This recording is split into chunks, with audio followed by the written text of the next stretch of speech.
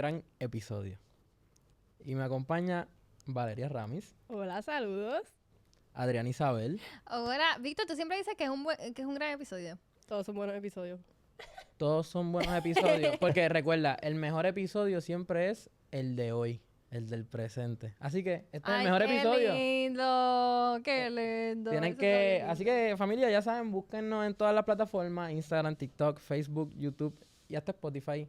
Y hoy con nosotros nos acompaña Dímelo que vos.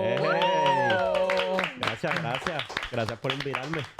¿Qué vos? ¿Cómo tú estás? ¿Cómo te sientes? Pues, hermano, con el cuello un poquito dolido, pero estamos ready. Nos pasa por no estirar bien en el gimnasio, pero estamos ahí cayendo en tiempo. ¿A qué le metiste? Estaba haciendo ayer pecho y hombro y de momento me dio con hacer trapecio y dije, mira, ¿sabes qué? En verdad, ayer me dolía la espalda, pero hoy le voy a dar, eso no es nada. Y cuando me enfríe, pues ahí fue que vi los angelitos, todo lo que vino después. Pero, Durísimo. oye, con huertito y calentito y masaje, olvídate. Durísimo. Eso es lo que hay. Durísimo. Mira, Kevo, tú eres influencer. Tienes tu podcast también, al igual que tenemos nosotros. Nosotros llevamos menos tiempo que tú. Pero yo he estado siguiendo lo que tú haces, tu contenido. Creo que es muy bueno. Creo que necesitamos más influencers como tú. Porque tú eres bien positivo. Tú siempre estás dando tus mensajes de positivismo a la sociedad. Y yo creo que de eso se trata, de aportarle algo bueno a la sociedad.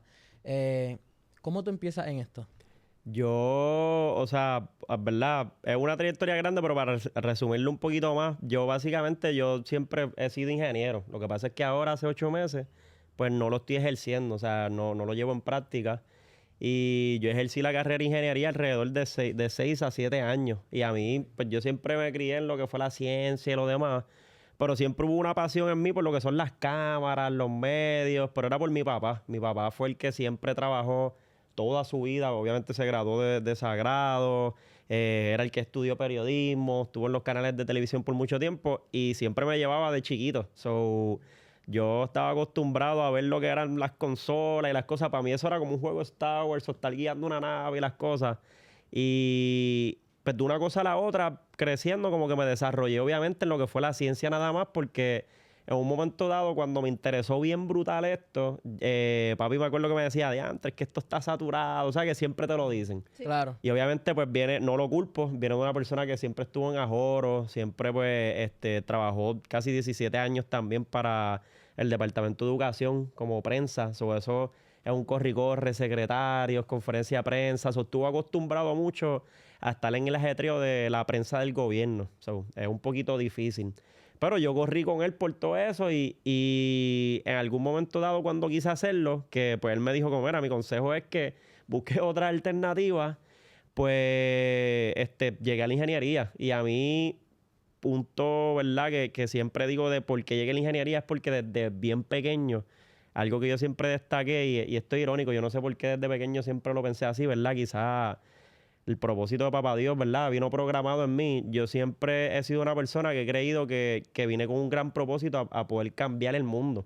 Y desde bien temprana edad buscaba cosas que cambiaran, obviamente, la perspectiva de la gente, cambiar los corazones, quizás cambiar en algún momento lo que uno conoce como lo que es la realidad hoy.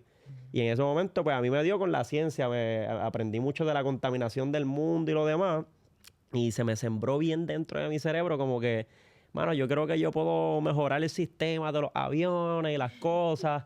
Y había diseñado hasta una turbina que, pues, anyways, conservara la gasolina y quemara menos combustible, ¿no? Y se pudiera ahorrar. Y pues por ahí empecé y estudié ingeniería aeroespacial. Eso fue lo que yo estudié y me especialicé en eso. Pero de una cosa a la otra no podía negar que lo que me gustaba eran las cámaras, lo que me gustaba era, ¿verdad?, la gente. Y pues cuando tú estudias estas carreras como abogado, doctor, son personas que tienden a estar, pues, es más del estudio, son más conservadoras, tienen menos socialización a hacer que no sean personas que estén en tu ambiente. Y son temas que no todo el mundo habla abiertamente porque son más complejos. Claro. Y pues quizás a la gente le enzorra y esto. Pero, mano, desde que estaba en la universidad, Pues yo empezaba a coger teléfonos, tenía panas que estudiaron en el liceo y me llamaban para cortometrajes y cosas. Y de nuevo, tacho, me despertaba la pasión, me gustaba todo esto de los estudios, cómo se manejaba el negocio de... Esto es de relaciones, o sea, esto es de relaciones, de tú ir a una persona, mira, tengo que conocer a esta persona, vengo aquí yo hago esto, sin tal persona.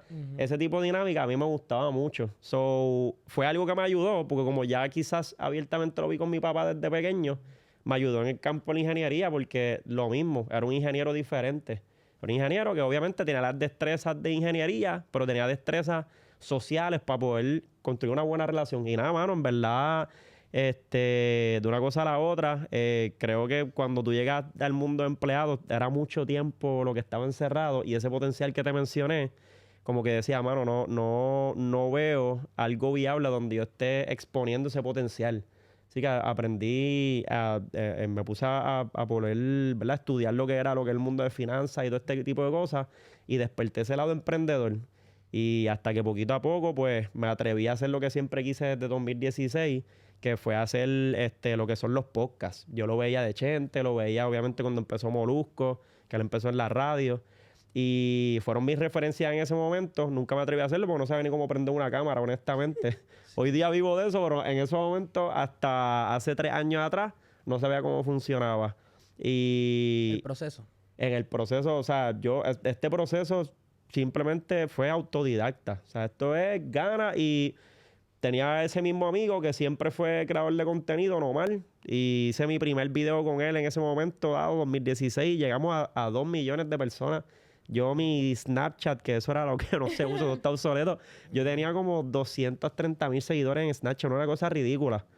Pero me mantuve en la ingeniería hasta que di el paso con esa misma persona y él me produjo. Claro. Y yo por querer aprender a independizarme y querer aprender a buscar mi propio norte, pues no podía depender de que los invitados llegaran a Corozal. Yo hacía los podcasts en Corozal, invitaba a la gente de San Juan para allá y pocos venían, pero los que me daban la mano, pues me dieron la mano y me ayudaron. Pero yo decía, yo de alguna manera tengo que aprender a hacer esto. Así que fui ingeniero y los fines de semana hacía bodas con esta persona. Brutal. Y empecé en dron y todas las jodiendas y hasta el momento, pues, mano. Kevin, te pregunto, ¿no te dio miedo ese switch de tener un salario fijo siendo ingeniero a ver qué proyecto ganaba o qué proyecto como que caía? En el sentido de que esto es una industria que no todo el tiempo hay un salario fijo, al menos que tengas un contrato con un medio.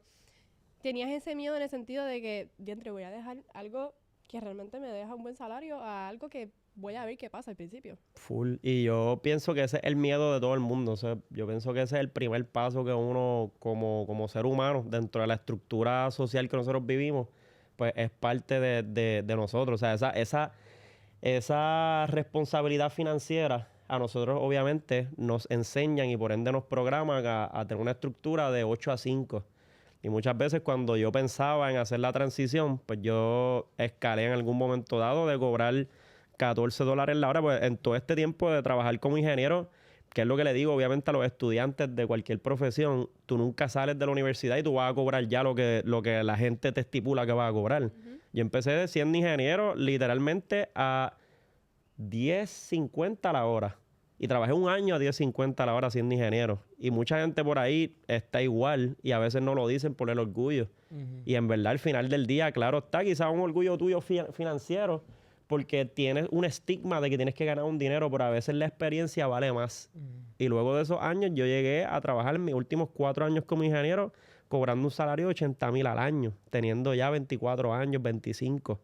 Pero ¿qué pasa con esto? Hay 2 cosas que pasaron por mi mente y le van a pasar por la mente a cualquier joven y a cualquier persona de cualquier edad. Y es, estoy ganando el dinero que quiero, pero estoy haciendo lo que realmente me gusta hacer. Estoy viviendo con mi propósito. Estoy viviendo con lo que realmente vine a hacer aquí, que es vinculado a ese propósito.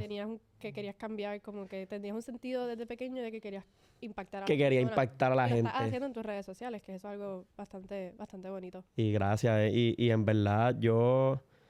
No fue fácil como que aceptar esa parte porque es difícil cuando tú como persona, tú tienes una carrera que para todo el mundo te la va a aplaudir. Oye, mira, estás ganando dinero, te graduaste, ese es el duro, ese es el hijo mío. Pero es que tú como persona no te sientes alegre por dentro. Y tú no sientes que eso es lo que tú viniste a hacer. Entonces, había muchas veces que yo, cuando era ingeniero, y me acuerdo, y puedes buscar mis historias bien viejas y lo demás, y mis contenidos, ya yo hacía lo que hago hoy. Pero poca gente me escuchaba, nadie me escuchaba. Me veían 2 o 3 videos, me veían 100 personas, 200, pero siempre lo hacía. Porque siempre tenía en mi mente que mi propósito no era en ese momento, ni ahora lo es, que miles de personas lo vean. Es que simplemente una persona pues le llegara ese mensaje. Porque poquito a poco entendí cuál era mi propósito, que te lo puedo decir ya mismo. Pero contestando a la pregunta de lo que pasó a hacer la transición, me dio mucho miedo. Porque de algo uno tiene que vivir. Y uno tiene por programación esto de eres empleado o eres emprendedor. Lo que no te dicen de ser emprendedor es que básicamente sí, te lo pintan bonito, te lo pintan de que tú puedes ser tu propio jefe, te lo pintan de que tú eres el que te estructuras para hacer tus cosas, pero nadie te dice que todo depende de tu voluntad, que todo depende de tener un buen mindset, si tienes tu mentalidad de esa disciplina. Y de esa disciplina tienes que retroalimentarla todo el tiempo, porque si no, básicamente te quedas atrás y no va a haber manera en que te puedas estructurar.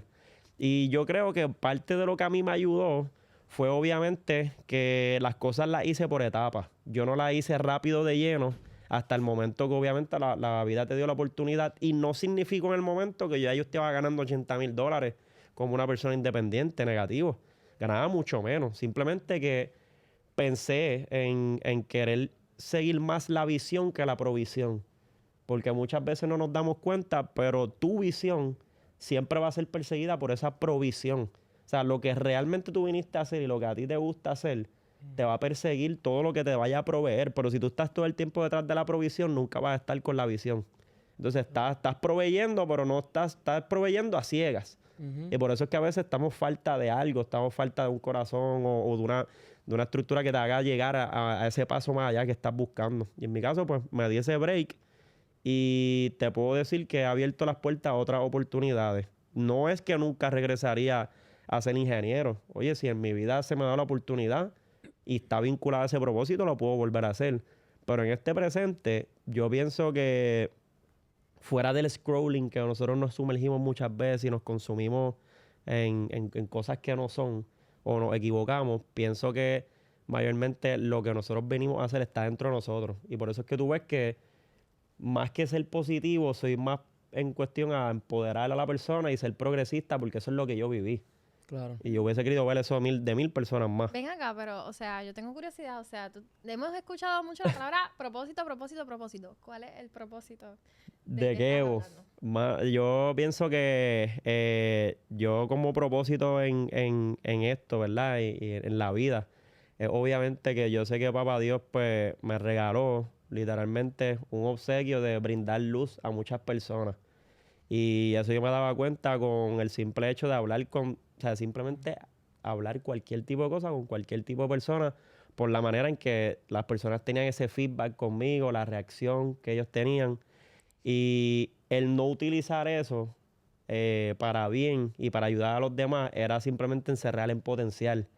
Y ahora mismo eso se ha escalado a un nivel tan trascendente que a veces o sea, yo he ido muchas veces por la calle y que a mí me digan, wow, mano, ¿sabes qué? En verdad, me gusta tu contenido, pero tengo que decirte que de todos los creadores que he visto, lo que tú has hecho a mí me ha cambiado la vida. Ese tipo de cosas, para mí quizás eso no iba a pasar, porque lo que yo o sea, no, lo que yo, ¿cómo es que se dice esto? Lo que yo hago en las redes o lo que yo hago como una persona para mí es normal. Pero ahí es donde me di cuenta que no es normal para los demás, porque quizás los demás viven otra sintonía. So, mi propósito es que esa luz que quizás yo cargo, pues se la pueda literalmente, ¿verdad?, brindar a otras personas para que encuentren su camino y encuentren sus cosas con las cosas que quizás yo he vivido. Claro. Y otros pros, hay pros y contras, ¿verdad? Como con todo. Estar en las redes, estar en los medios significa exposición. Exposición a cosas buenas, exposición a cosas no muy buenas. Como Voces del Cambio, tuviste la oportunidad de entrevistar a algunos de los candidatos a la gobernación el año pasado. Cuéntanos, ¿en algún momento sentiste presión por parte de los seguidores? ¿Sentiste como que mucho escrutinio, mucho estrés? Full. ¿Y cómo fue esa experiencia? Pues en verdad fue algo nuevo, porque yo ahorita fuera de cámara alguien me preguntó algo similar y realmente como que yo no hablaba mucho de política ni de religión porque no quería cruzar un margen, porque yo trabajaba federal. So, muy pocas veces yo decía ante cámara que yo pertenecía a esto federal o que yo trabajaba de ingeniero, porque pues este tipo de profesiones pues te tratan de exigir que eso sea así.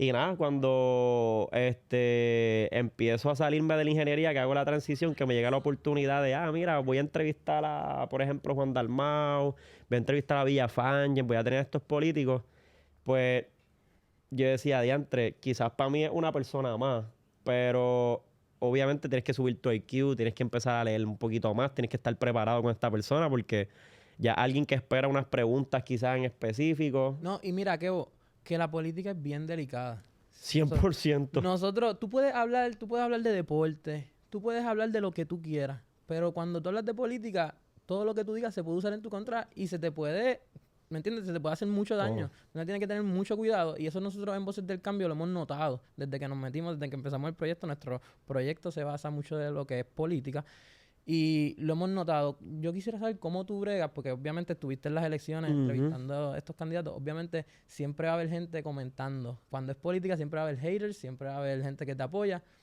pero siempre va a haber gente que te va a parcializar porque, por ejemplo, mencionaste a Villafañez o mencionaste a Juan Dalmau. Sea si es PNP, si es independentista, te van a vincular porque simplemente lo tienes ahí sentado. ¿Cómo tú bregas con eso, mano? Porque es que toca fibra y realmente al principio a mí no me...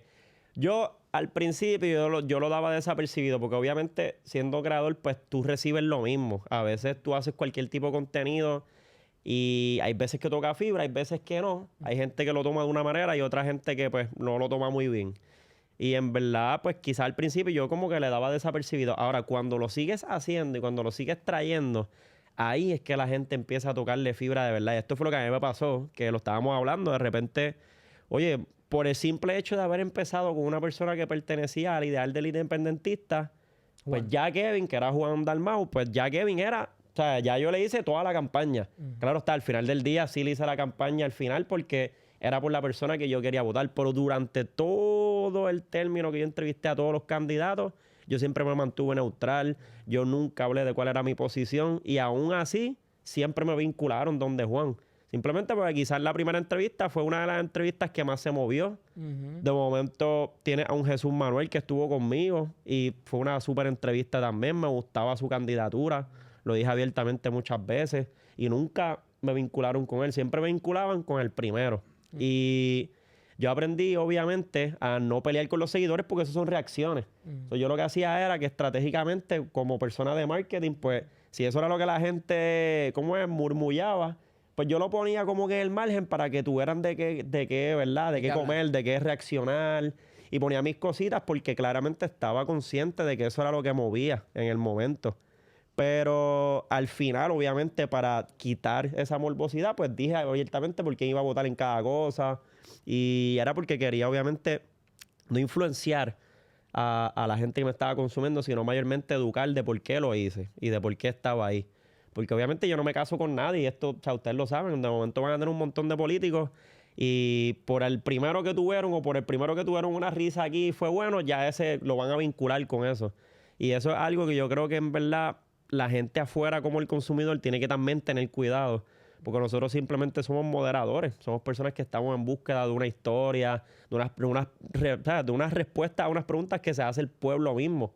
Y, o sea, cuando a mí me vincularon con lo de Juan Dalmau y yo traigo, por ejemplo, a un Villafañez, a mí me tiraron un montón de fango la misma gente de allá.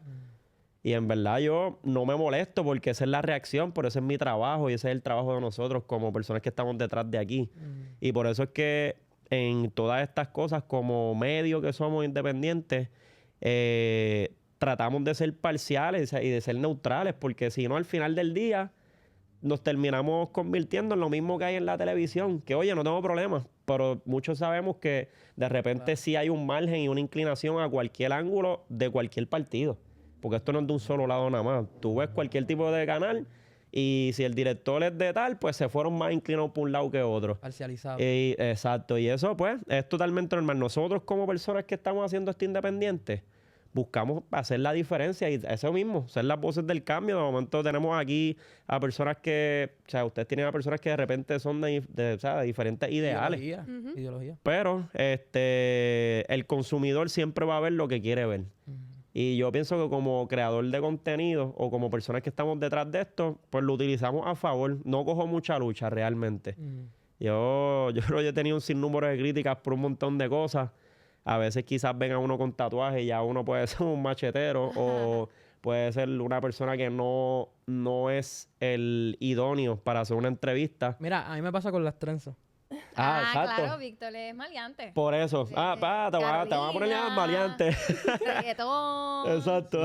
Ay, ¿Qué hace hablando de política? Dice. Pero Exacto. realmente ustedes en general, y me pueden responder todos, como no han visto, quizás nosotros que hemos tenido cada uno entrevistados en nuestros podcasts, la gente a veces quiere que uno esté encima del entrevistado. Y como que a veces para nosotros también es muy importante tener ese respeto con la persona que tú trajiste, porque si yo me prospaso con la persona, si yo me prospaso con Víctor, o ahora mismo con Kevin, que no está entrevistado, ¿tú crees que Kevin va a querer volver aquí No. a hablar Claro. con nosotros?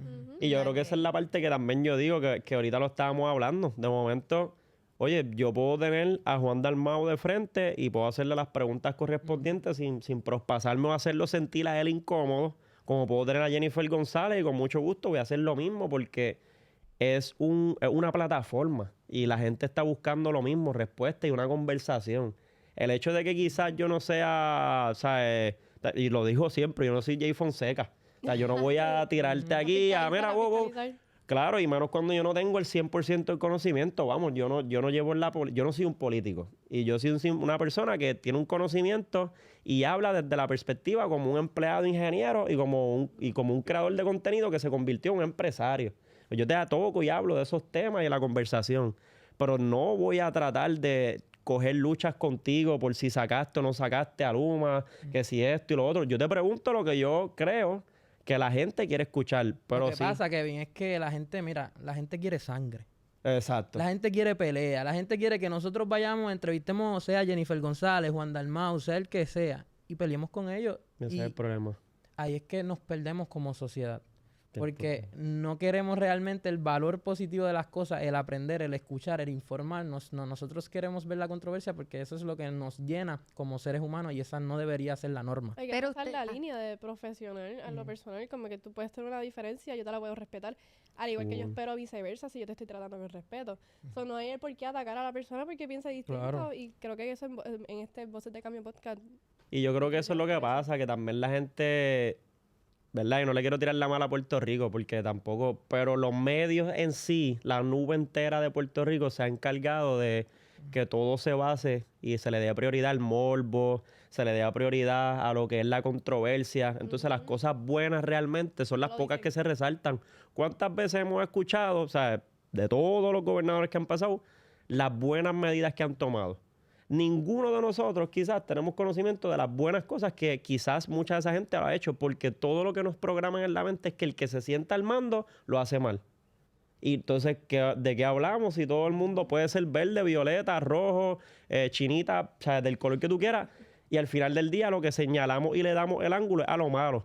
Pero nunca, o sea, es que no lo vamos a ver. Y por eso es que la gente afuera, si nosotros somos los ojos de la gente, o sea, si nosotros somos lo que los ojos de la gente está viendo y nosotros le damos la maldad, eso es lo único que van a ver. Esto viene de generación en generación, so, está Exacto. bueno de que parar ese patrón y decir hasta aquí. Como que Claro. y siento que Pero- ahora los jóvenes trazan esa línea de respeto. Por eso es que como creador, al principio, cuando yo empecé a hacer los contenidos y esto, pues, pararse en una cámara y hablar bonito quizás, para alguna gente es cliché, o quizás hablar de un valor es cliché. Pero al final del día eso es lo que la gente no habla, eso es lo que la gente no le da valor.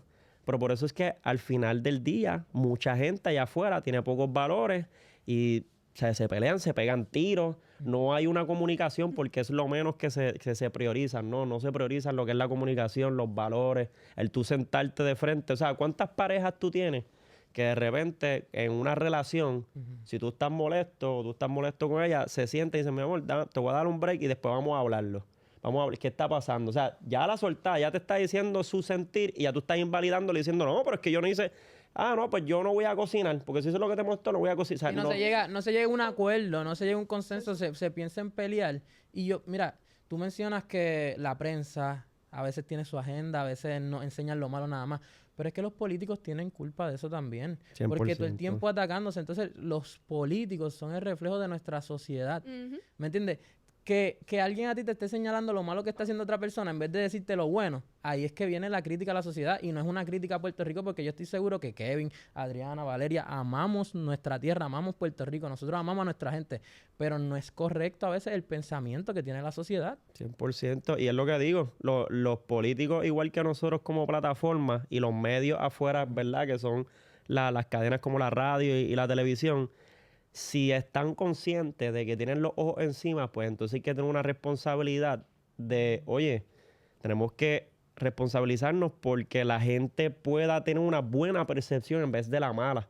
Pero como siempre pensamos en el modo egoísta, ¿me entiendes? De que, pues, si yo hago que tú luzcas bien, entonces yo no voy a ganar el año que viene. Pero es que no se trata de que tú vayas a ganar. Se trata de que tú cumplas, ¿verdad? Si en términos de política, tú cumplas tu término y tú hayas hecho tus cosas bien y ella también. Y si hay que señalar lo bueno, brutal.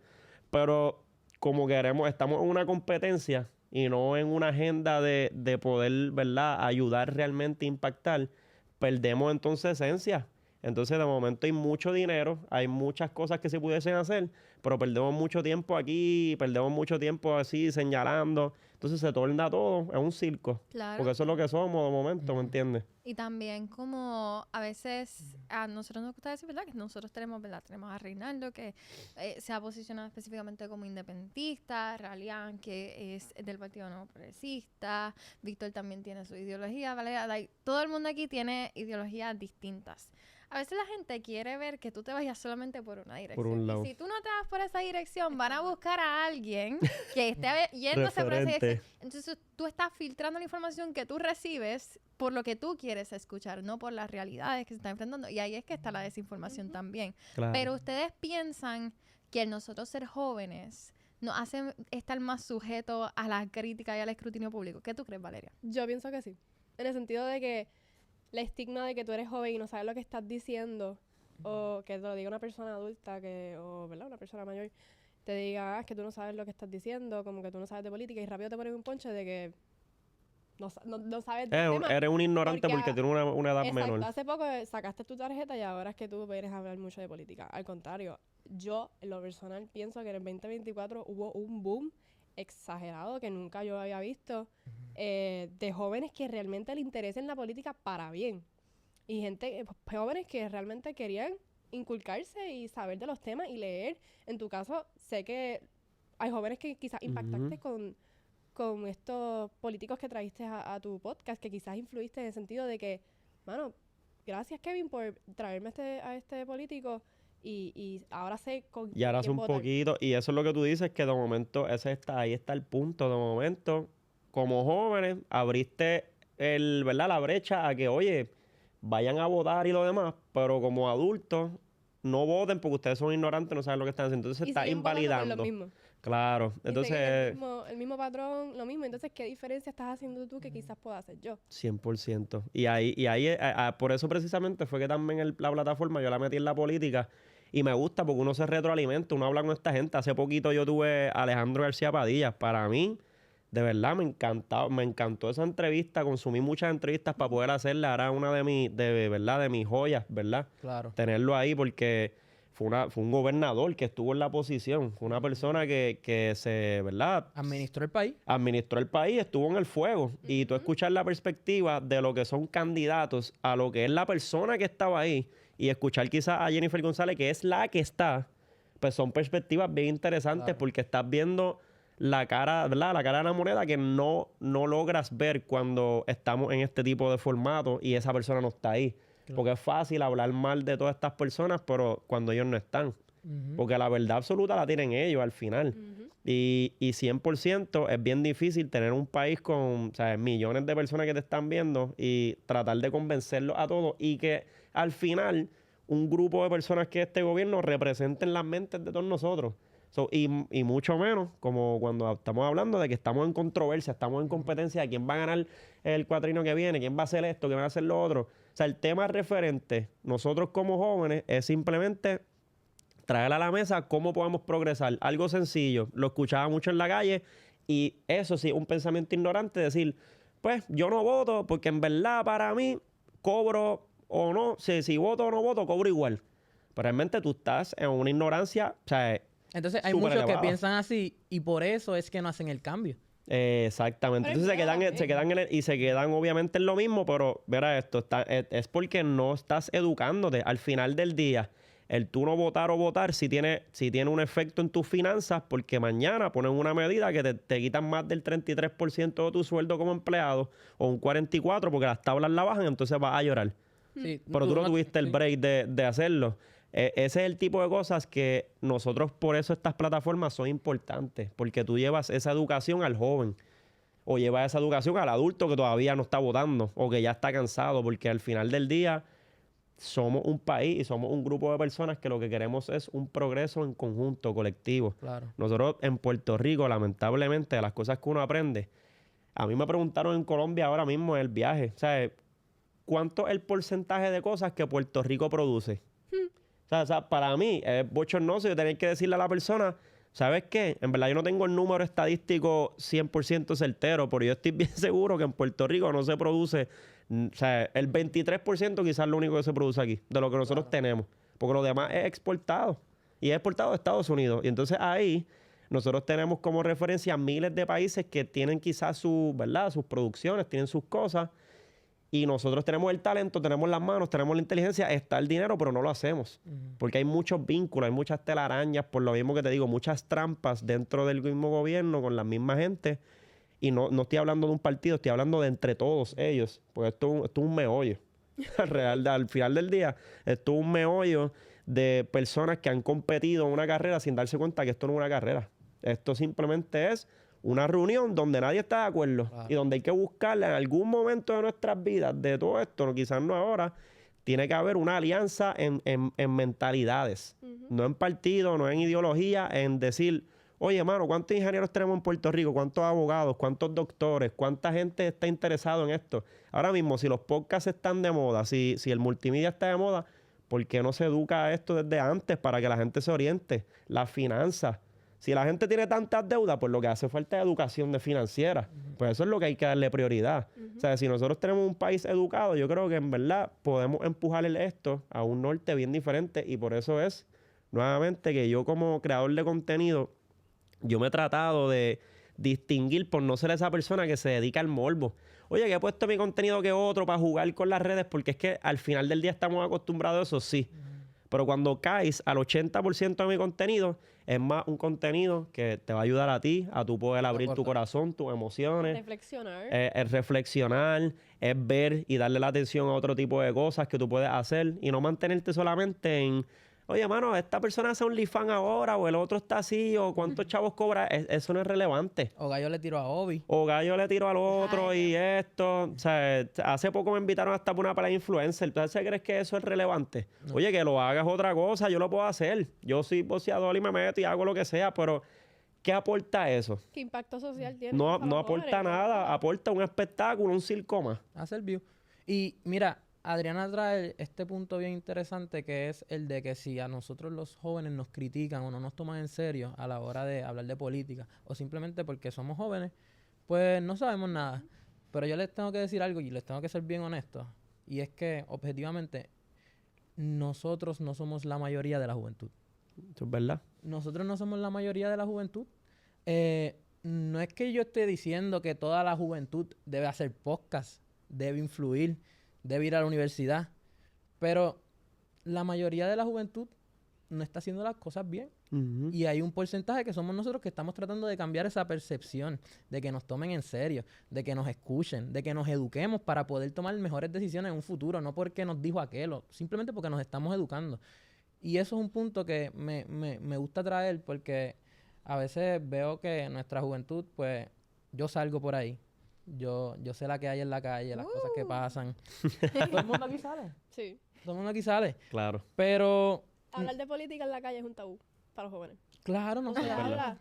Ellos se enzorran. Yo en verdad, te pues, vas a si estoy sentar? por ser trato. Mira, tú me pagaste la cerveza, pues vamos allá y lo hablamos. Leo, un día tú tienes que ir a comer con nosotros en una mesa y escuchar la penca de discusiones que se forman. De verdad, está brutal. Nosotros, Por o eso está sea, interesante, eso está interesante. Eso es El podcast no para.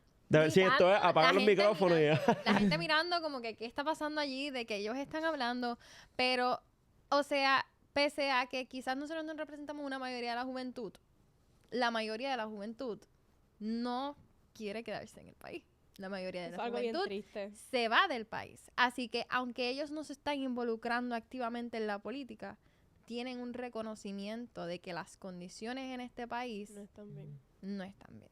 Y es como, es algo, te voy a poner un ejemplo de todas estas controversias que me la preguntaron hace poco. La gente me vinculaba mucho con el lado izquierdo completamente. Yo siempre me he considerado que soy más central, pero tiendo mucho a ser más central izquierdista, obviamente, porque a veces pienso que por la juventud, pues de momento me torno Lo de dices, centro yo me lo izquierda. imagino como que así. Sí, porque en verdad yo trato de ser central porque obviamente veo las medidas, hay medidas de, y estoy diciendo derecha, izquierda y centro para que la gente entienda, a mí no me gusta ese término, pero para que la gente lo entienda, hay medidas que de momento de la derecha me gusta y de la izquierda también, ¿verdad?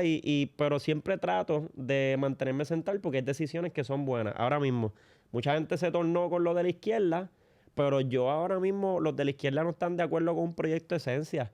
Yo lo he dicho y estuve con Alejandro, estuve con el otro. Para mí, yo no tengo problemas con proyectos como lo son proyectos de esencia, siempre y cuando se cumplan con unas regulaciones ambientales y ya. ¿Por qué? Porque de momento son inversiones que se hacen en la isla.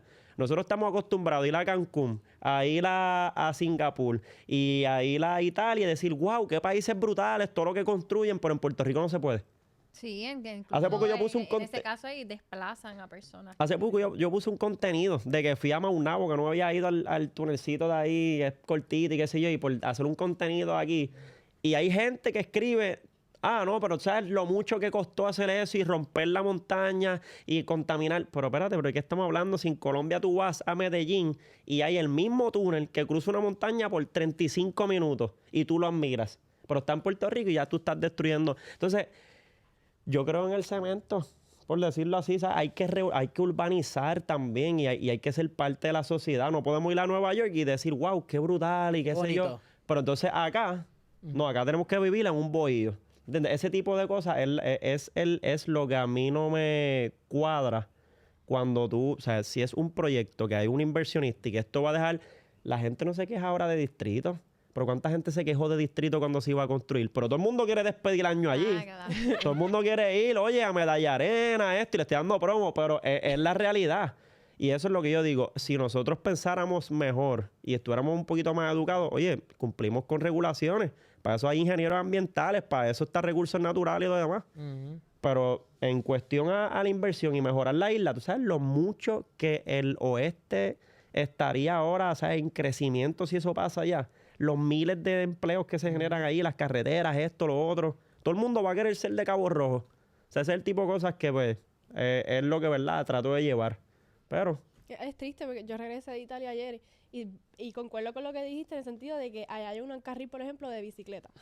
Y la gente va en sus bicicletas para su trabajo, full. tranquilito, La scooter. con scooter, lo que sea. Cualquier medio de transporte. Y ahí el tren, hay un tren metro, obviamente, y está el tren que tú te puedes parar en una esquinita y te recoge y te vas a tu trabajo. Aquí en Puerto Rico no hay eso. Y eso, imagínate ese megaproyecto y de momento tienen ingenieros que pueden construir megaproyectos ahí, que no se tienen que ir de la isla porque ahí va a comer un montón de ferretería, un montón de arquitectos, mucha gente. Y eso es lo que precisamente yo digo. Aquí va a haber mucha gente que va a escribir, no, pero que si él no estaba con Juan, que si esto, míralo, ahora es de acá. No se trata de eso, es que se trata también de ser un poquito más sabio, ¿no? Y sé que lo van a tirar, no, los miles de animales, las especies, esto. O sea, pero bro, ¿sabes qué vamos a hacer?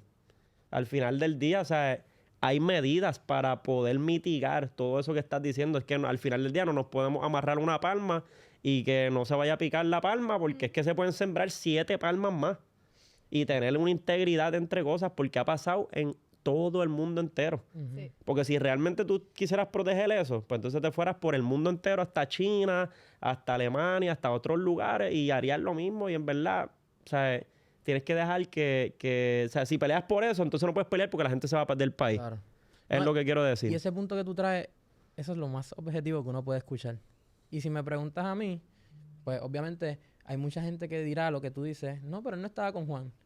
Mucha gente me ve a mí pues entrevistamos a la gobernadora en Fortaleza y la gente, ese es PNP. Pero ¿sabes qué?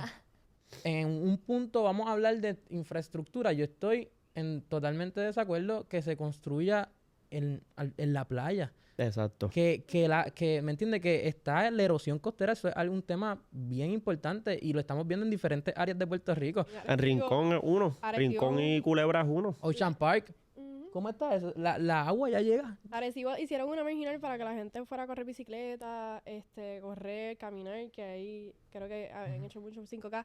Y hay una parte que tienes que desviarte a la carretera porque se cayó con todo y cemento, o sea, y es algo que no le da mantenimiento, hicieron eso sin planificar bien, el mar va a, Sí, se lo va a comer. ¿verdad? A coger lo que es suyo, punto. Y eso es lo que yo digo, quizás ahí es el punto bien importante de tú decir, mano, es posible, por ejemplo, cualquier proyecto que tú vayas a hacer y que esté cumpliendo con lo que es. O estamos dejando, sí, porque también ese es el parte del problema también administrativo aquí, que todos lo sabemos. O sea, todos tenemos ese pana que dice, espérate, ¿cómo es? No, tacho, pásate esto aquí, no hagas nada, olvídate de eso si lo tenemos. Pero después tenemos el tipo de problemas así, o tenemos un puente como el de Naranjito que no cumplió, y de repente hay que cerrar un carril, se está cayendo, porque no cumplen o no respetan. Porque, de nuevo, al final del día, ¿qué es lo que hace falta? La educación. No nos educamos. Yo trabajé 3 años de ingeniero de consultoría y yo sé de muchos hospitales, obviamente no los voy a mencionar, que ahora, ¿cuántas historias tú no has escuchado? Ah, no, le hicieron una operación, lo abrieron, lo cerraron y 3 días después tiene una bacteria casualmente donde le hicieron la operación, porque no regulan los aires. Claro. No regulan las presiones. Tú tienes un edificio tan sencillo, pero como no lo respetamos porque no tenemos esa educación, pensamos que poner un aire, hacer un roto en la pared y ponerlo ahí y ya. Y la gente no le presta atención a la palabra. Ese es aire acondicionado. Estamos acondicionando una calidad del aire, desde las temperaturas hasta las presiones y hasta la humedad. Si tú tienes una sala de emergencia, tú no vas a querer que la gente que está entrando en sala de emergencia, que no sabemos lo que tiene, se mezcle con el aire de la gente que está atendiendo adentro, que está recuperando. Todo ese tipo de dinámicas tú las trabajas y eso, ¿verdad? Se trabaja administrativamente a través de regulaciones, a través de revisiones. Pero ahí de nuevo, ¿dónde fallamos? Como país, como personas. Porque yo creo que si nosotros como individuos estamos lo suficientemente educados y tenemos la moral correcta, oye, lo que está mal, está mal. No importa si es pana mío, si no es pana mío, o sea, depende la vida de mucha gente ahí. O tú crees que en una compañía de aviones van a dejar que no, es que el ala se ve un poquito, no, pues lánzalo, eso no es nada. No, loco. ¿Sabes cuántas horas de vuelo va a tener ese avión? Ese tornillo se va a hacer en algún momento. Claro. O sea, las cosas tienen que ser lo más perfecto posible. Oye, Kevo, ¿y por qué tú piensas que Juan Dalmau era una opción en el 2024? Pues mira, yo lo pensé muchas veces. Pues yo cuando la entrevisté tuve como que mi primera buena impresión. Después tuve mi mixed feeling, obviamente, durante todo, porque yo cuando lo entrevisto, pues obviamente leo su plan de gobierno. Y yo no estaba de acuerdo quizás con algunos puntos, y te voy a explicar el más básico, que quizás era, yo soy ingeniero. Yo trabajé y me beneficié de haber trabajado para empresas americanas estando en Puerto Rico. Yo pude ejercer mi carrera de ingeniero mecánico aeroespacial en la isla. Mucha gente que estudia aeroespacial son personas que, ¿sabes cuántas personas tú conoces así? Casi nadie. Y la gente que lo estudia se va para allá afuera. Yo tuve la oportunidad de trabajar, obviamente, aquí porque en otras administraciones, como lo fueron los populares y los PNP, mayormente los populares, abrieron una brecha donde estas compañías pudieron hacer joint, compañías americanas, y pudieron establecer sus compañías aquí y le dieron oportunidad a ingenieros como yo, que eran jóvenes, cobrando más o menos un salario competitivo de allá afuera, estando aquí en Puerto Rico. ¿Qué pasa? Yo pensaba que Juan Dalmau era un buen candidato por, obviamente, la manera en que él se proyectaba, las cosas que obviamente él traía a la mesa. Tenía algunas medidas que eran obviamente medidas de fiscalización que yo entiendo que eran, ¿verdad?, bastante puntuales con lo que necesitábamos. Una de ellas, obviamente, aunque no se entendió bien, era lo de los impuestos a los terrenos. El impuesto a los terrenos, a la perspectiva mía, de como yo lo vi, lo leí, obviamente cuando hablé con él, le pregunté, ¿verdad?, bien objetivo eso, era el saber por qué teníamos que ponerle impuestos a estos terrenos que la gente tenía. Y es porque obviamente ahora mismo lo que estamos hablando, el panismo que quizás hay en el país, llega el momento en el que hay subsidios que se le da a personas que tienen unos terrenos que se le da ese subsidio con el mero hecho de que siembren ahí. Y obviamente cuando va ahí, ¿qué hay? Una finca perdida. No hay una siembra, no hay nada. Y mucho menos porque en este país, obviamente, todas esas fincas que se siembran y eso, pues pasan por unos protocolos y es entendible que alguien coja el subsidio y no tenga el dinero para invertir y se quedan con ese dinero. Fiscalizaciones como la tenía él en esa cuestión del impuesto al terreno, pareciera que era que le iba a quitar el terreno a las personas y quizás no lo era de esa manera. Era que se le iba a quitar el terreno a las personas que tuvieran ese subsidio y que no estuvieran desarrollando esas tierras. Quizás hay un porcentaje que invade, obviamente, del wow, como quiera que sea, le va a quitar el terreno a la gente. Pero también en el lado justo, era como que por esa gente también se benefició de algo que nos estaba haciendo un hoyo y no se estaba teniendo lo que se supone que se esperaba por darte ese dinero a ti. El lado mixed feeling donde a mí no me gustaba mucho, ¿verdad? Era obviamente eso de las empresas. Las empresas americanas, obviamente, bajo esos impuestos al terreno, bajo los impuestos a las empresas americanas extranjeras, debilitaban la estructura americana ¿verdad? La extranjera. Pero no quiero decir americano nada más, porque aquí hay un montón de compañías que no son americanas, nada más extranjeras. Y entonces, pues, eso como ingeniero también me afectaba, porque yo decía, coño, tiene buenas medidas, voy a votar por él porque siento que dentro de la candidatura los otros no me convencían. Yo siempre estuve en una pelea bien grande entre si votaba por Juan Dalmau o Jesús Manuel. Eran mis candidatos favoritos en el momento. Los demás tienen buena preparación. Siento que en verdad tenían buenas, ¿verdad?, oportunidades para poder estar donde están, pero me gustaba mucho el plan de gobierno de Juan y Jesús, en particular a mí. Pero no puedo tapar el sol con una mano, que luego de todo esto, yo me di cuenta que obviamente Juan, a mí no, como persona de ingeniero, que es lo que te quiero llevar para terminar el tema, era como que yo no podía quedarme con esto de, wow, yo voy a votar por una persona que debilita la estructura y entonces todos los colegas míos que son ingenieros van a sufrir el que si una empresa tiene un impuesto mañana y le cobra contribuciones y hace todo esto, quizás cierre. Y de momento hay cuántos despidos hay. Entonces esas eran las cosas que, pues de unas cosas quería y me gustaba, de otras no. Obviamente al final le di la verde porque no estaba completamente... y esto me imagino que le ha pasado a un montón de jóvenes. Se fueron por la tendencia nada más. No leen los planes de gobierno, no están al tanto de qué significa o que ese plan de gobierno te impacta a ti como individuo. Yo, por todo el ajoro, obviamente no lo había internalizado a pesar de leerlo. Y al final del día decía, wow, párate, aquí hay unas cosas que no me gustaron. Por eso también pues me retiró un poquito. Pero pienso que Juan es un buen candidato, simplemente que hay unas medidas que quizás ahora yo no estoy de acuerdo con ellas como individuo empresarial, porque yo soy, a pesar de que en ese momento voté por él, yo soy una persona capitalista. Yo pienso mucho que, oye, si tú te fastidiaste por crear una compañía, tú puedes lucrarte de tu compañía y impactar obviamente al gobierno también. No creo que tú vayas a tener una compañía y se lo vayas a dar a otro, ¿me entiendes? Porque meramente aquí todo el mundo se esfuerza por hacer eso. Y pues por eso tiene mis mixed feelings. So, hay gente que piensa de momento diantre, estaba con Juan nada más o no, pero es como que parte de... Súper honesto. Bueno, No, súper honesto. Y en verdad yo creo que eso es parte de lo que la gente tiene que aprender. sí. Pienso que tú no te debes casar. No porque yo voté por él o porque yo se la di en un momento, no me puedo retractar y ver que ahora hay otros candidatos que me pueden convencer mejor. Porque esto se trata de educarte. Por eso yo abiertamente siempre fui mixto. En Corozal voté PNP, acá voté acá, esto, lo otro. ¿Te trae problemas? Sí, un poco. Mixto no tiene ¿verdad? Grupalmente puedes traer más conflictos porque son gente que no tienen el mismo ideal y no están de acuerdo.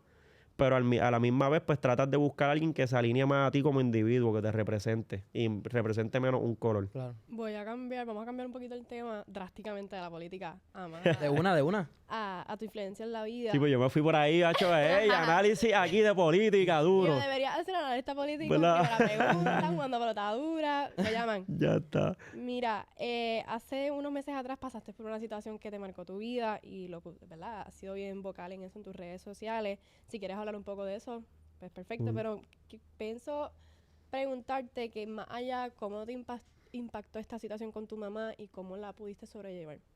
Yo creo que en verdad un tema que fíjate, hay mucha gente que siempre se sorprende porque ya poco a poco pues el tema lo puedo hablar obviamente más abiertamente. Y creo que esto surge porque pues, uno lo internaliza y ahora voy a cumplir mi sexto mes, ¿verdad? Habiendo pasado esto. Pero nunca un sentimiento que se te va. Yo pienso que esto, ¿verdad? Es algo que en un momento dado tú no te esperas. Yo creo que como hijo, tú siempre ves a tus papás y tú tienes en tu mente por naturaleza que van a morir en cierta edad y que tú vas a durar. Igual un padre espera de ti que, ¿verdad? Que él se vaya a morir primero. Y es un tema tabú para mucha gente, pero es la realidad. Por el orden de la naturaleza, pues la persona que tiene más edad es la primera que se va.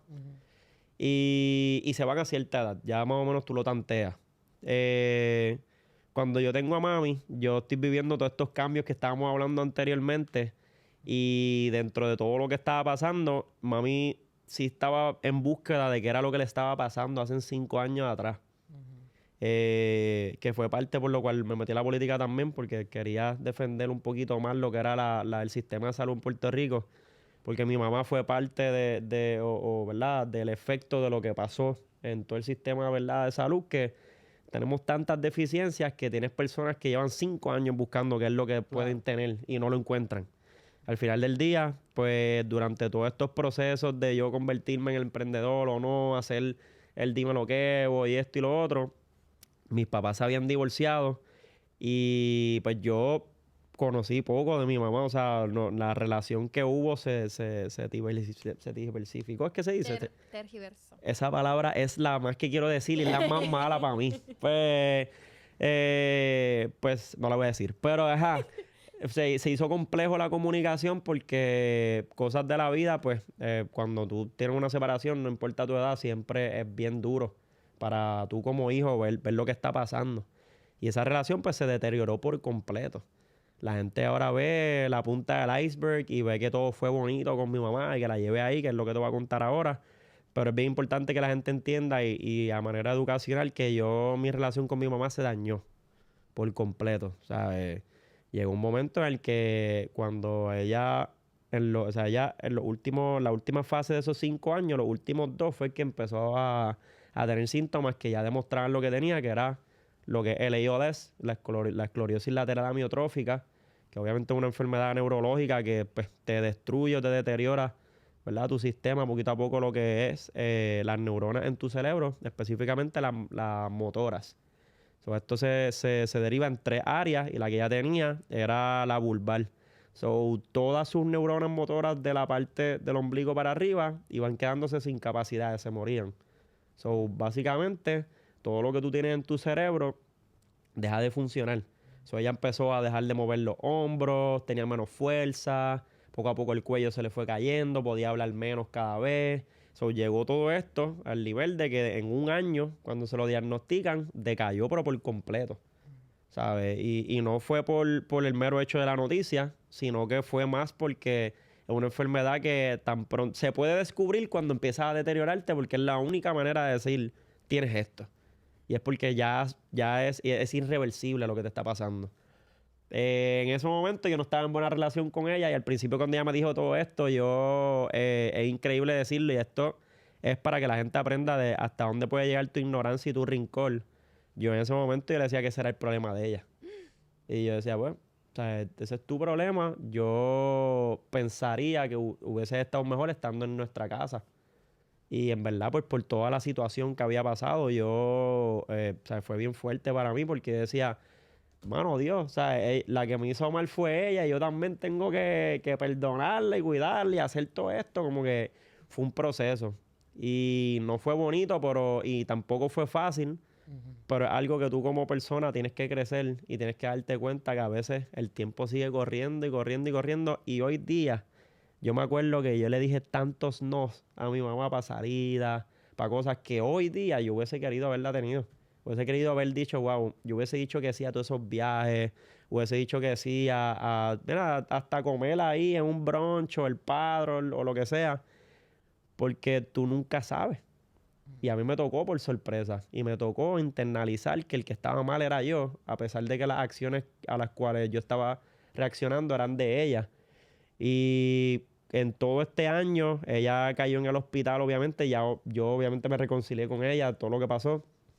pero fue bien difícil el tener que ver de cerca una persona que está saludable y que de la noche a la mañana esté en una silla de ruedas, esté con un respirador, luchando por su vida y que es completamente dependiente de ti. Yo pues pasé por ese proceso completo. Obviamente tuve que ser fuerte con ella en el sentido que a mí no me gustaba que ella me viera llorando. Yo siempre estaba tratando de sacarle una sonrisa. Yo nunca ponía a mis papás dentro de las redes sociales porque es algo más privado. Pero durante ese año, los primeros 4 meses después del diagnóstico, ella recayó en intensivo. Por poco se me muere y ahí fue que ella por primera vez quería hablarle al público, salió en una cámara y pues obviamente la gente le cogió cariño. Ya lo último, tuve el chance, yo hice un viaje a Colombia y cuando llego, ella que me dice, mira, quiero hacer un viaje. Digo, no lo está diciendo así como yo lo estoy diciendo, pero ella como que quería hacer un viaje, obviamente, al viejo mundo, porque ya ella había ido, pero ella quería enseñármelo a mí. Y yo pues como que, coño, mami, yo acabo de llegar de Colombia y tú me vas a hacer ir ahora para allá, para Europa, para todos estos sitios. Y, mano, pues me monté. Literalmente, llego a Colombia, 3 semanas después me fui para Italia, y así mismo me fui. Y la llevamos en un viaje de 12 días. ¿Qué pasa? La llevamos a través de España brincamos a Roma, de Roma brincamos a Milán, de Milán brincamos a Venecia brincamos a Florencia, y ahí subimos a Suiza y nuevamente a España. Ella vio todo, nosotros le cumplimos obviamente toda su trayectoria. De hecho, su sueño mayor era llegar a Venecia y pues, que ese es el tatuaje que yo tengo aquí. Parece un hacha, pero es chiquitito, pero es obviamente ya ver. No se va a ver mucho porque es chiquito, pero el que lo ve, que piense que por ahí va a ver que es un hacha, no lo es. Obviamente un gondolero, que es el gondolero de Venecia, que obviamente este es el barquito que te monta a los enamorados. Y ese era pues su sueño mayor. So, montarla ahí fue complicado porque ella no podía sostener sus piernas, no podía esto. Y yo le dije como que, tú cuenta y jura que no importa la manera, yo te voy a coger. So, yo le di el respirador a alguien, la cargué, la puse en el barco y ahí fue que cogimos y lo hicimos. Pero al final de todo esto, pues la trayectoria terminó en España y cosas de la vida. De los 12 días que nosotros fuimos a hacer este viaje, el último día, después de haber recorrido el último lugar que ella quería ir ese día por la noche, la bañé, esto y lo otro, hablamos, le dije un par de chistes, me voy. Y literalmente yendo a ver una obra de teatro, ella estaba durmiendo y, o sea, iba a dormir y ahí pues falleció. Nosotros nos íbamos literalmente al otro día. A todo esto, a mí me coge, o sea, por alguna razón tú estás conectado cuando es tu persona favorita, cuando es la persona que tú amas de verdad. Y ya yo venía preparándome y parte de mi fortaleza es porque antes de irnos a ese viaje, por alguna razón, pues espiritualmente yo tenía esa intuición y tuve mis conversaciones internas y me acuerdo con ella en la salita, o sea, todo esto está en la mente de uno. Y yo le decía, mira, yo no sé qué yo voy a hacer, o sea, me sincericé. Todo eso que yo les dije al principio, que yo no lloraba al frente de ella, ese día fue el día. Y yo me sincericé con ella, yo decía, mami, yo en verdad estoy a punto de convertirme como que en el hombre que no me quiero convertir en estos momentos porque me toca ser la persona que va a ser pilar en la familia y yo no sé si yo lo voy a hacer correctamente. Y ya tú no vas a estar ahí. Yo ahora mismo, todo lo que yo hago en el momento del presente es para ti. Es para que tú te sientas orgullosa. So, hay muchas cosas que de repente ahora me van a tocar hacer y tú no vas a estar ahí. Y voy a sentir ese vacío y pues en esa conversación ella me dijo un sinnúmero de cosas y dentro de ellas pues obviamente que todo lo que hiciera Dios tenía un propósito conmigo y que no importa dónde ella, si estuviera o no estuviera, ya que tuviera por seguro que iba a estar al lado mío porque eso era lo que es y yo tenía que cumplir con lo demás. Y cuando pasa esto, yo estoy en Madrid, en la Gran Vía, tratando de ver una obra, llegando en un scooter, todo Madrid estaba, o sea, súper lleno de carros, esto era horrible. Y a nosotros, a mi hermanastra a quien llaman y automáticamente cuando va a coger el teléfono yo sé que esto está pasando. O sea, por alguna razón la intuición y efectivamente. Ahí yo corrí casi todas esas 20 y pico cuadras para llegar a Antocha, creo que era, o algo así es que se llama esa parte ahí de Madrid, que estaba lejos, pero lejos. Y cuando yo llego, pues obviamente ya está todo el mundo en el cuarto, los paramédicos no han llegado, ella está fallecida ya. Entonces, pero nadie lo quería aceptar, yo soy la persona que llego al cuarto, calmo a todo el mundo, pongo mi oído en su pecho, la estoy viendo. O sea, obviamente ya estaba ahí. Yo soy la persona que le cierro los ojitos, le doy un beso en la frente, la despido. Pero todo este tipo de cosas, realmente el yo ponerla en las redes y el yo tratar de llegar a la gente no fue fácil para mí porque, wow, o sea, tú nunca esperas que la posición de la que todo el mundo te está diciendo, oye, mano, todo va a estar bien, mis condolencias, o sea, es de ti, esta es tu historia. Y a todo esto yo estoy como que, wow. O sea, yo a todo esto que te estoy diciendo, yo no había botado ni una sola lágrima en ese momento. Y yo no sabía ni que yo tenía esa capacidad hasta ese momento de... O sea, ya yo sé que en un momento de emergencia yo estoy capacitado, oye, pasó algo aquí, yo estoy ahí. Ahora que lo voy a votar después, lo voy a votar. Claro. Y te estoy hablando de que ya en un par de horas, o sea, en menos de 30 minutos, oye, la recogieron, se fue. Mira, estos son los papeles, tienes que firmar aquí. ¿Qué quieren hacer? ¿La van a enterrar? ¿No la van a enterrar? La caja azul, violeta. Y tú estás con este shot de, a diablo, espérate, esto acaba de pasar. Hace 20 minutos. Y toma un tiempo grande. Toma un tiempo grande en tú asimilarlo y más de esta manera. Tienes que transportar un cuerpo que viene de España. Y lo que siempre digo a todo el mundo, que me ha llegado mucha gente por las redes, mano, no perder el tiempo. No perder el tiempo por nada del mundo. Yo no me arrepiento de nada.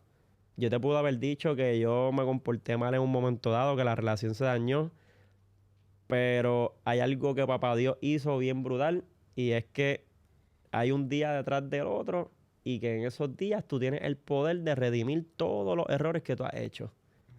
Y por eso es que vivimos. Nosotros no vivimos aquí simplemente por coincidencia, por pararme detrás de este micrófono. Porque Dios no lo quiera, ¿verdad? Y qué sé yo, ¿verdad? Pero yo salgo de aquí, a mí me pasa algo. Pero si no me muero feliz. Porque ya yo estoy haciendo lo que yo vine a hacer en propósito. Y ya yo estoy bien con mucha gente y eso es lo que uno viene a hacer. Pero el tú no estar bien con tus personas queridas, la gente que te rodea, eso es un problema. Que tú no estés bien contigo mismo, eso es un problema. Porque ¿qué estás haciendo? ¿Por qué no estás bien contigo? ¿Por qué no estás bien con tu mamá? ¿Por qué no estás bien con tu papá? Porque al final, cuando ellos no estén ahí, ahí lo vas a sentir. Porque ya ellos te escucharán, o sea, ya.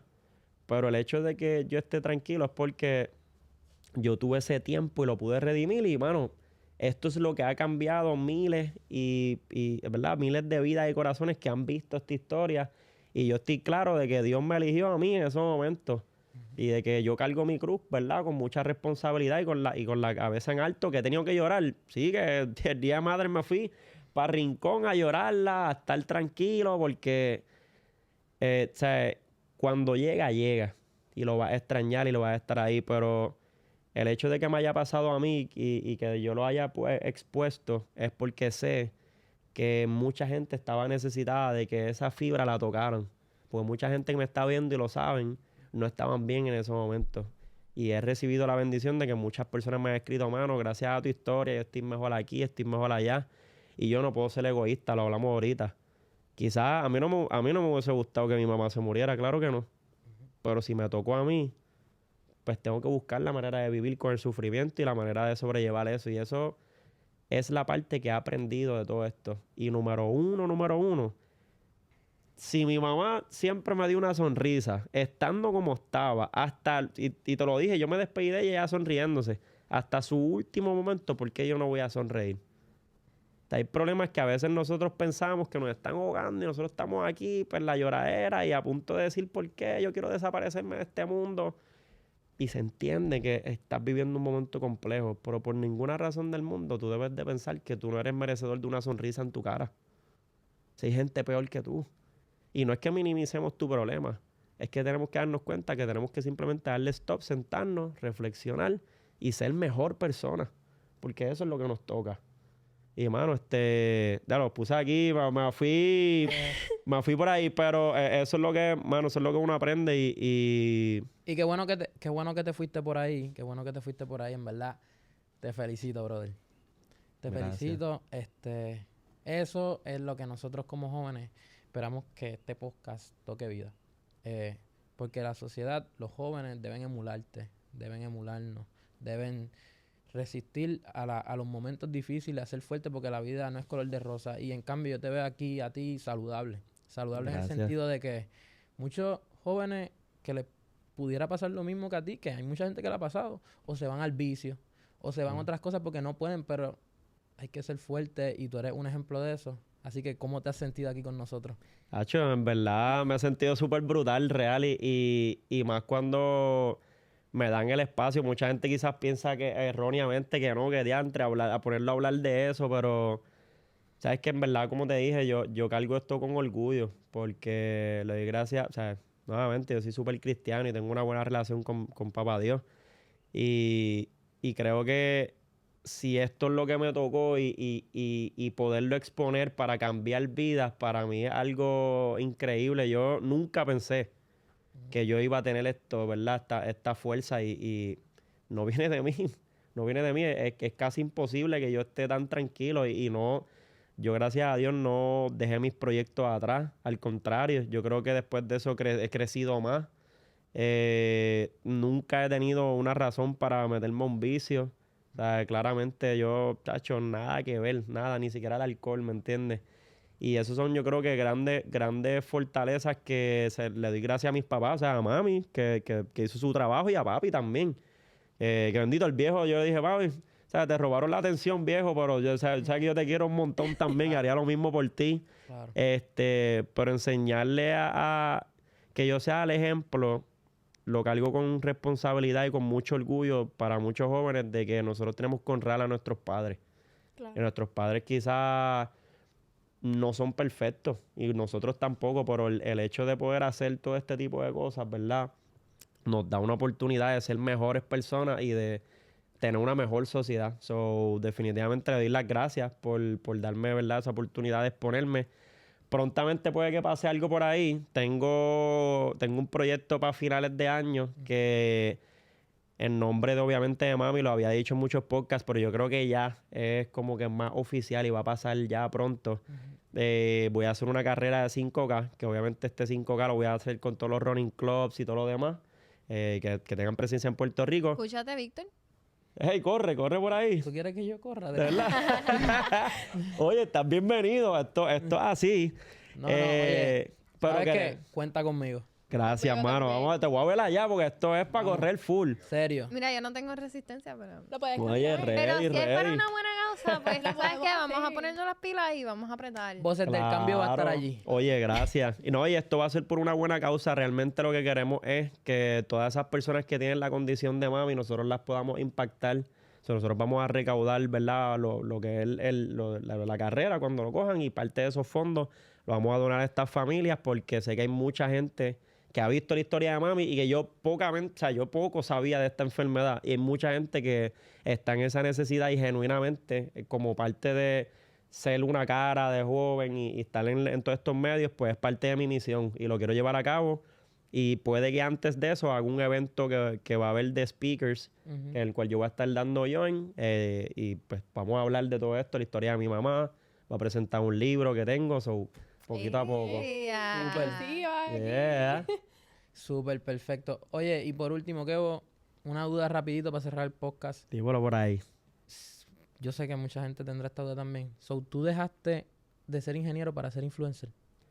Pues, ¿Se puede decir mano, así? se puede decir, verás, yo te diría que pasé de ser ingeniero y dejé de ser ingeniero mayormente por la necesidad de cuidar a mi mami, que fue la mayor, porque se me puso literalmente en la vida. Yo nunca quise dejar de ser ingeniero al final del día, pero la vida me presentó: o escoges ser ingeniero y dejar tus sueños como creador de contenido y como empresario, porque eso fue lo que quise ser, y escoges a cuidar a tu mamá, o qué es lo que vas a hacer.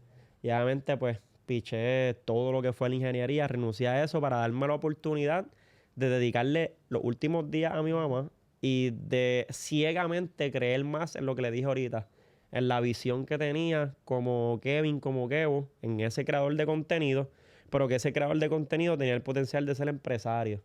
So, hoy día, Dímelo Kevo no solamente se sustenta de la creación de contenido, sino que yo, ¿verdad?, como empresario soy video marketer y yo me encargo, obviamente, de trabajar con marcas, trabajar con gente en sus eventos, y creo que nunca lo vi venir, y esto es parte de lo que la vida nos da como oportunidad. A veces la vida te da una sola oportunidad Hay que y tú tienes que aprovecharla. Lo que te dije ahorita, oye, que si de aquí a par de meses me llaman y lo considero y quiero ser ingeniero y está dentro del plan, pues nos vamos a hacerlo. Oye, todavía me falta un solo trabajo que no he hecho, que es el sueño, que obviamente hacer las turbinas y toda la cosa en Pratt & Whitney. Lo que habías dibujado. Que cuando lo había pequeño. dibujado y lo tengo y en verdad estuve cerquita ahí, so nada, lo que la vida traiga, pero por ahora la visión obviamente es seguir creciendo la plataforma, ser uno, ¿verdad?, de los pilares en lo que es la creación de contenido en Puerto Rico, para inspirar a las personas, para llegar más lejos y ser un empresario, ¿verdad?, que se sustenta ahí. Bueno, Kevin, te deseamos mucho éxito. Gracias, en el gracias. futuro. Ahí lo tienen. Dímelo, Kevo, el joven